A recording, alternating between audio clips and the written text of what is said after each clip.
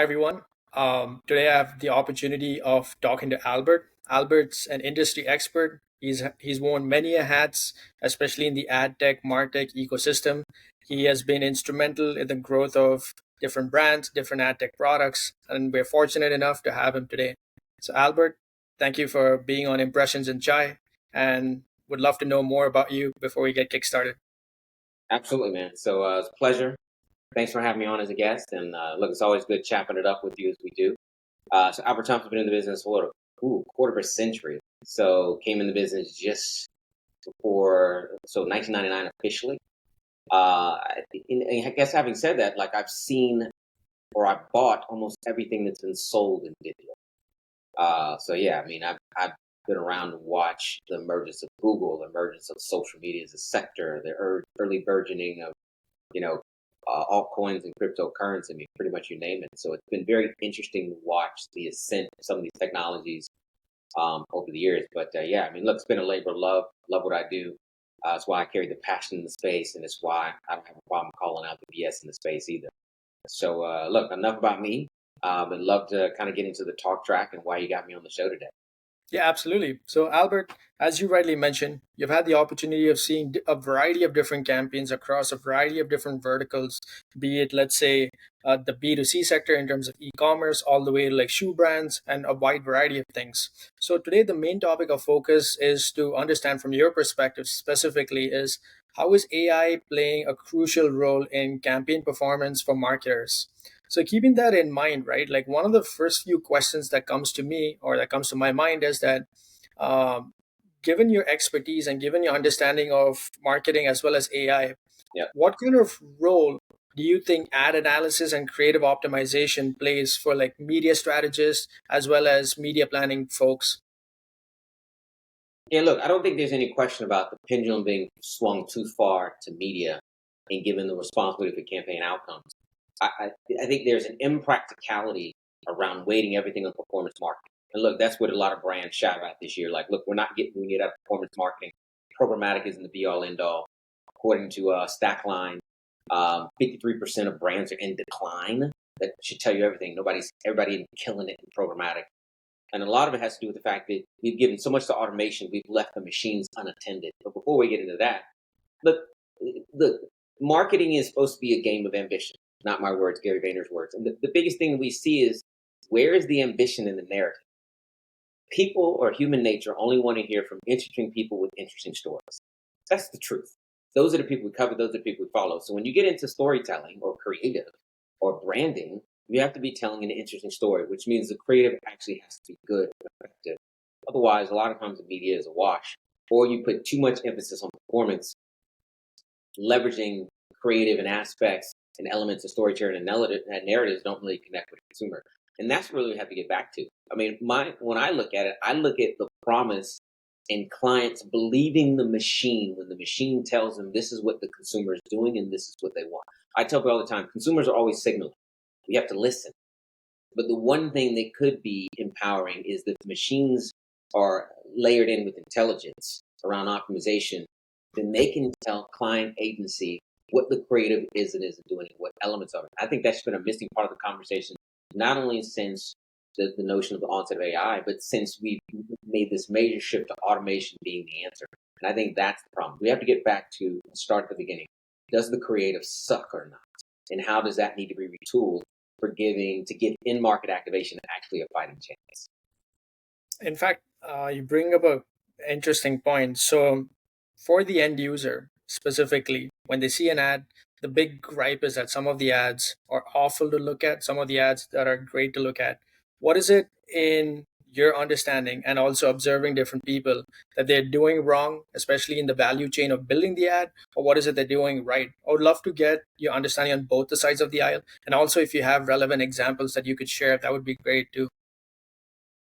Well, look, I think the first thing that people have to understand in the creative process is creative development is about guessing. It's a hypothesis based on insights and research that this is going to land and connect. And it usually is sometimes a creative director's wet dream. This is what I like. But creative that creates awareness versus creative that converts is not always the same. Creative for upper funnel versus lower funnel is not always the same. Neither is it for middle funnel. So the whole idea is you have to start to understand what are you building this for? Just for attraction just for attention, or are you actually having to transact and make money from it? And I think with not enough time is spent in understanding what is this execution going to do. You can see advertisers that say, well, what we do nationally versus tier two is very different. One creates consideration, one creates sales. I'm like, yeah, but you're running the same asset. You're not changing the narrative of the conversation. You're not localizing it, personalizing it to literally my purchase decision or my decision making model. And I think what we have to do is we have to start to improvise, get a little bit more creative of parsing out and breaking the creative down in its elements between copy, objects, elements, all these things to figure out what is resonating, what is not. Or is it that we need to have variations in the sequencing in the messaging because parts will resonate with one segment and there's another? See, what clients do is they say, we have one monolithic consumer, one profile. That allows them to get away with one asset. The reality is, every brand has like 20 to 40 profiles because some of them based on trigger points, some are based on level of intent, some are based on changes in my lifestyle or life circumstance. Some of it is just based upon impulsivity. I just want this now. And when you start to go and look at that entire spectrum, what you end up with is 10 to 20 different consumer types that may each need a different creative type or variation of the same execution. I don't think anybody's thinking about that. Like, people can identify that as being a human being who goes through the process of buying and consuming stuff. But when they get in the marketer chair, the agency chair, they seem to think they can narrow it all down to one view. And nothing could be further from the truth. And that's why this conversation has to be almost reset from the beginning. So in fact, to that point, right, and this is like a beautiful summation of like how we have pieced it together. It actually begs me to ask, like, is there a specific vertical that you've seen that has done a great job of adopting technology versus a vertical that has not? Would just love to know your thoughts on that. I'd probably say beauty. I mean, look, beauty had always been an innovator in particular fashion, but those two. But I think beauty, because beauty has to deal with the dynamic of the multifaceted spectrum of a consumer that's coming in at a high vocalized velocity. Women. And women are like, we're not all the same. We got different skin tones. We got different facial textures, facial symmetries. We got different hair textures. And then we want to be able to put on a different face to look maybe more ethnic, less ethnic, more like this ethnicity, more like that ethnicity. When you start to look at that, then their playbook is rich. That's why they're so good. They're the first one to have the ability to put on makeup via AR. I mean, now it's advanced. You can put on makeup and hair pictures and wigs via AI. Like, they get it because they have a highly in tune consumer who speaks their mind, who's all about intimacy and connecting, shares it at the speed of the consumer. That's almost like 2, 3x what men do, where they have to keep pace with that movement, and there's a hyper amount of competition constantly entering the marketplace. I don't think anybody can touch them. When I sit there and look at their ability to iterate, because it's high stakes. You're talking about dealing with the image of a woman and painting on or representing a beautiful face. And then you're also talking about the ability to hide flaws, insecurities, or imperfections. I mean, that's a visceral act. They do it well.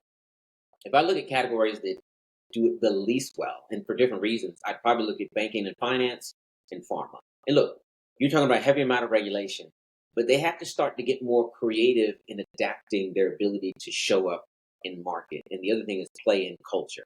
And I think when I look at beauty, beauty plays in culture with creativity very well. I think banking and finance and pharma has largely existed outside of culture as a broader populace.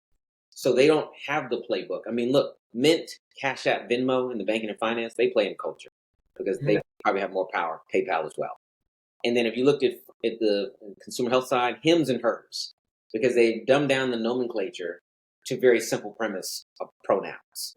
So they've done it very well and very effectively. We've seen some other examples, but there's stark differences between where you see on the beauty side, personal care side, and what you see in the pharma side and investment banking and finance side. And I think there are powerful lessons in learn and the ability to connect, starting with the creativity of the narrative and the storytelling. Got it. That's actually an interesting point. So, which leads me to ask you, like, are there like specific or unique strategies or methodologies that you yourself have developed that you're adopting it for um, different end-to-end campaigns that you're possibly working with or running for, essentially giving you a competitive edge too? You know what? Look, I don't believe there's a unique philosophy other than curiosity above all else. A lot of people just aren't in continuous discovery mode. I mean, look, how we came across your particular company, and look, I welcome the day I got DM from because I'm like, AI powered creative optimization makes total sense. That's what we needed. Because here's the thing, clients don't always want to trust the agency to go with their gut. They would rather go with their own gut. And sometimes their gut says, we're not spending any more money. Or sometimes their gut says, no, you should have got it right the first time. But when the machines looks the consumer in the eye and tells you what it's doing and thinking and what you need to do, nothing is more powerful than that. You should be in constant pursuit of that level of intelligence. I always talk to people, what you want is to gather line of sight you don't have. And look, that's basic military Secret Service terms. We don't have line of sight. We don't have eyes on. We need to be in the same mode of we don't have eyes on the consumer. We need eyes on. We need to turn things on, activate technologies and machines. And that's the promise of programmatic. It's the ability to lay eyes on consumers in ways you've not before. But you have to wire these platforms up with tools that give you line of sight you didn't have. Because the consumer has hundreds of things they will never declare. Think about how many things you'll never tell me. But if I can capture it back in the campaigns we run, based upon the technologies we activated, what we're tracking, that could be everything. I won't get everything from it. But if I can get two, three, five things, that could be a game changer and allow us to pivot in how we show up in market. And I think that's what people need to really focus on. The fact that we need to be in constant mode of discovery as consumers are constantly discovering brands anyway, to understand what we don't know about them that now needs to be known. So to that point, right?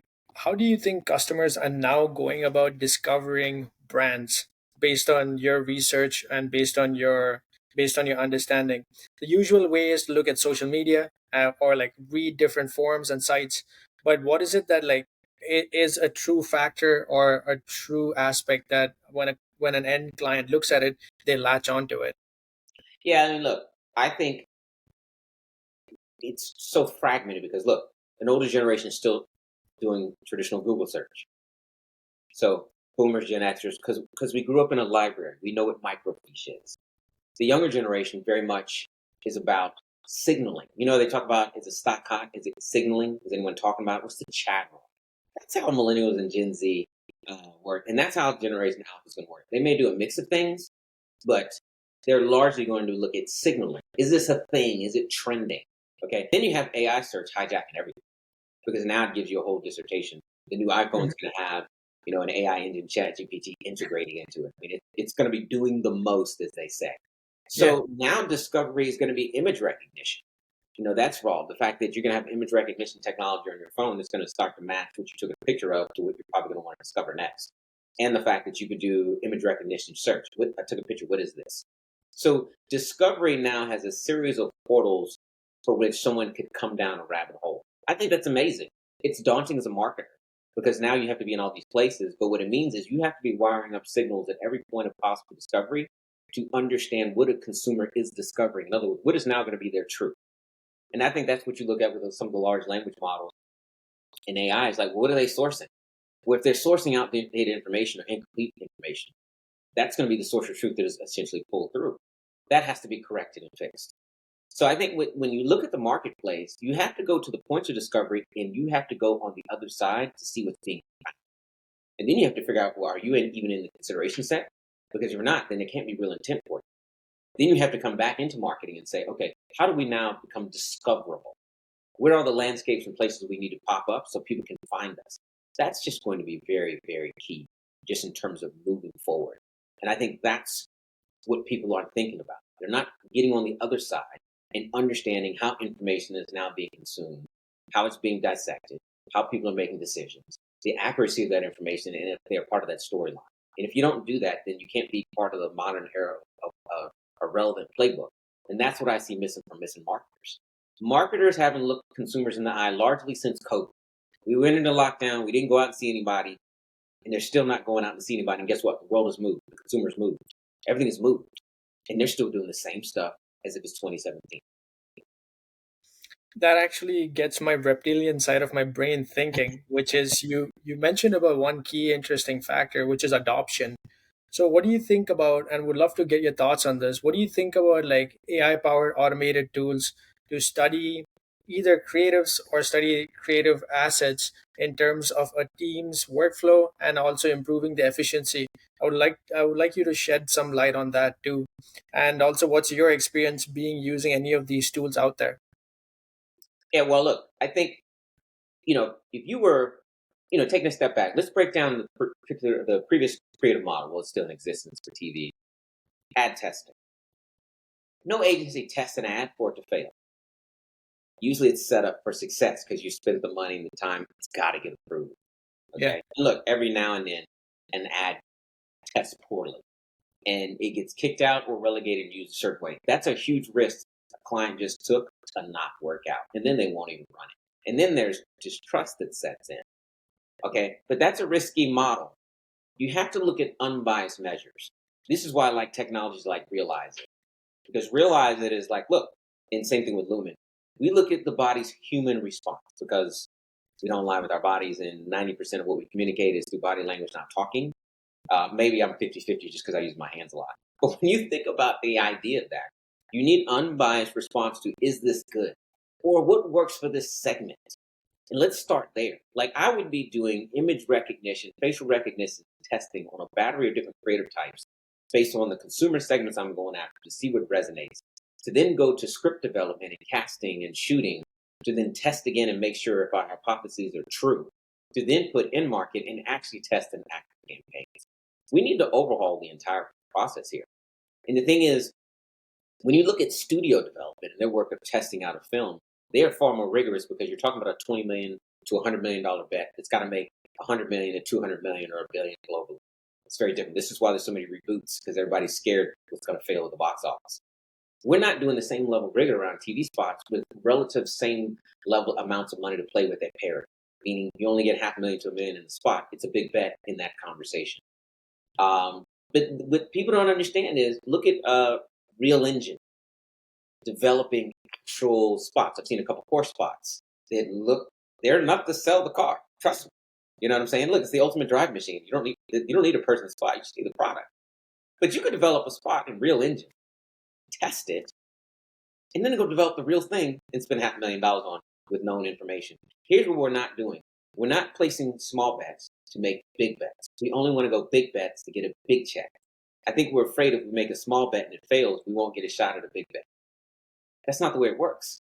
We need to re-engineer the entire creative process between the idea of making small bets to place bigger bets and then testing it and picking it apart to refine the bets that you just placed. That's what this is about. This, in my mind, this is not difficult. It ensures a better outcome for everyone.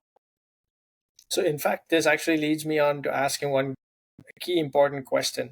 So, being a founder of or a co founder of a company, the biggest thing that I always see is that the larger guys, like a larger brand, always fears in terms of innovation or implementation, but they also spend a lot of time in terms of having a team for innovation and implementation. Would love to get your thoughts on that because a few key moments ago you mentioned that innovation is the mother of all essence.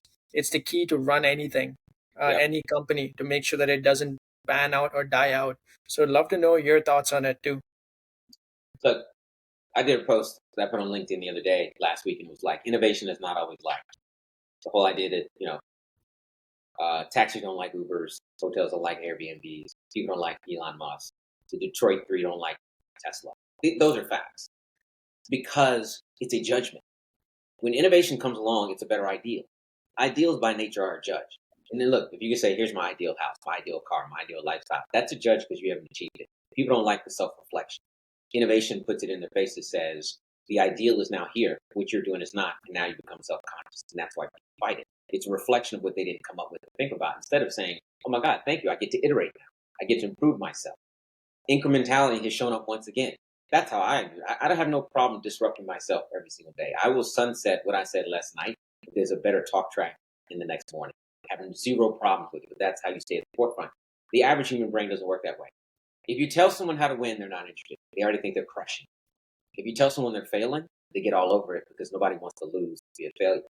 And what I found is that innovation has to come from the notion of you will start failing if you don't adopt soon. And how well are you going to sit with that?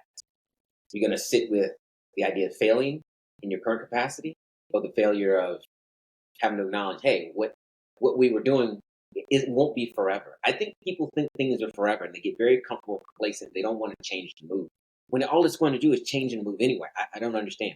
But my psychology, like yours and mine, we operate on different ways. But that is the plight of innovation. It is an ideal and a reflection to the person on the other side, how they have not innovated, and now they become very self-conscious. And as soon as you put it in play, people start to realize, oh, this is better.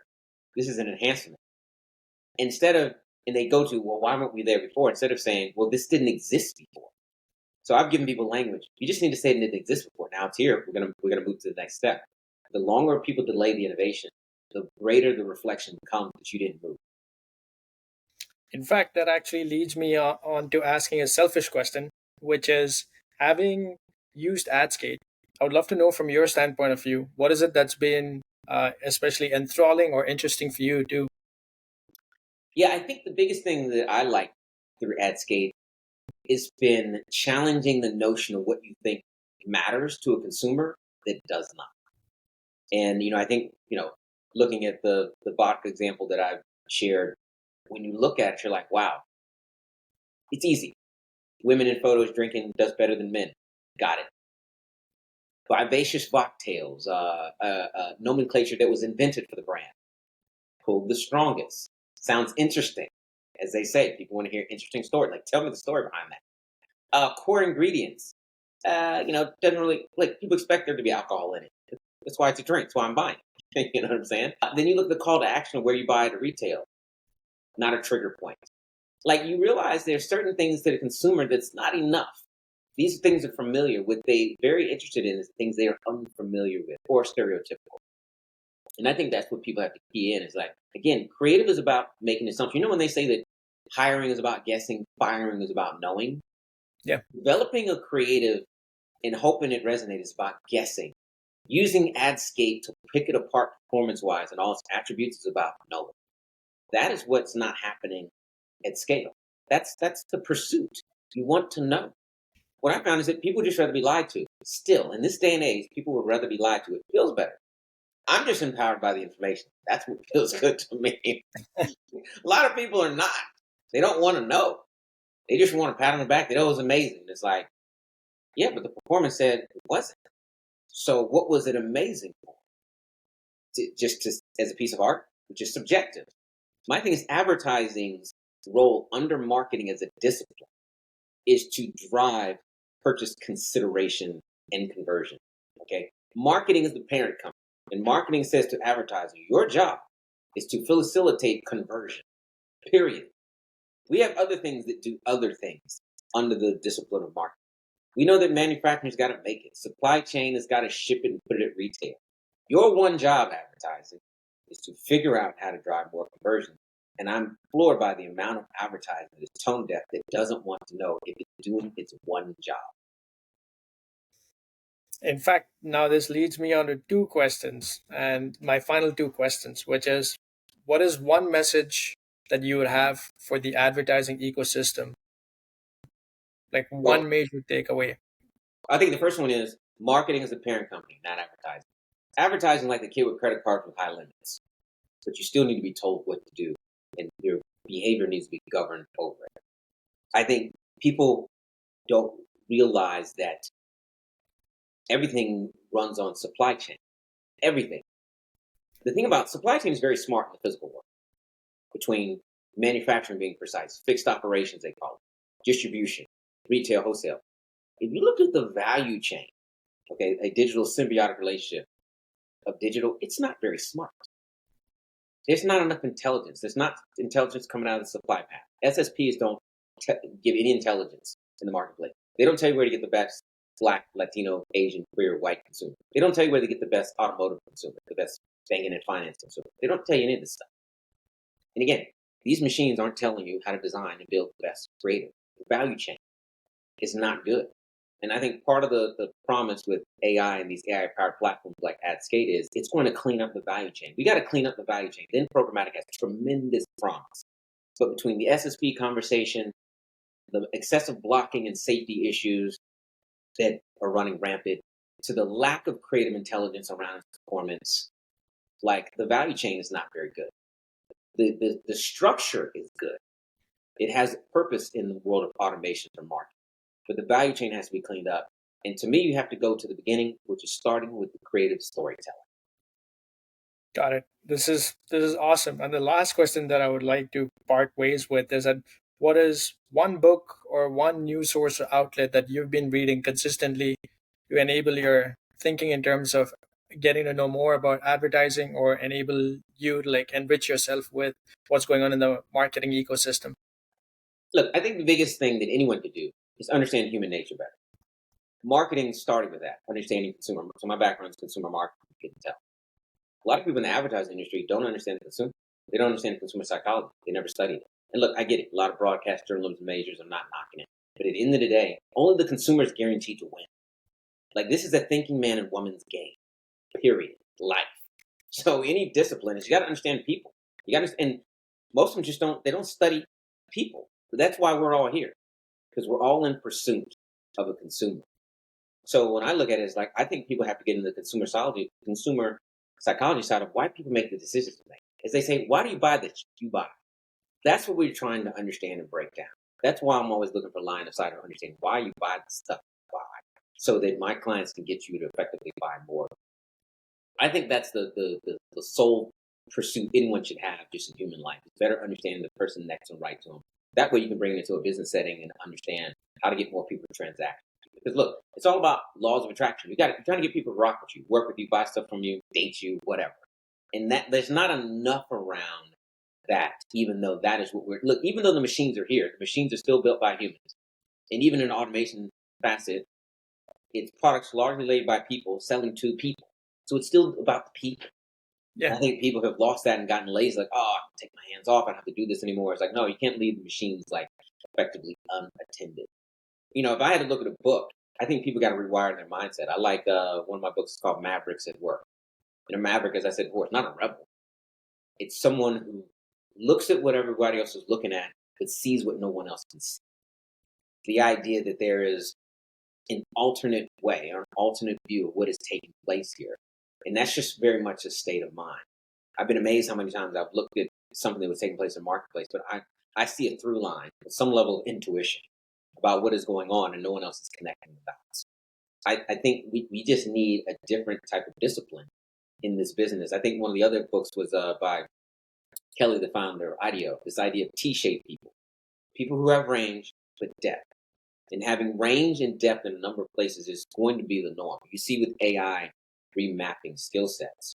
And I think you can't just be a media buyer.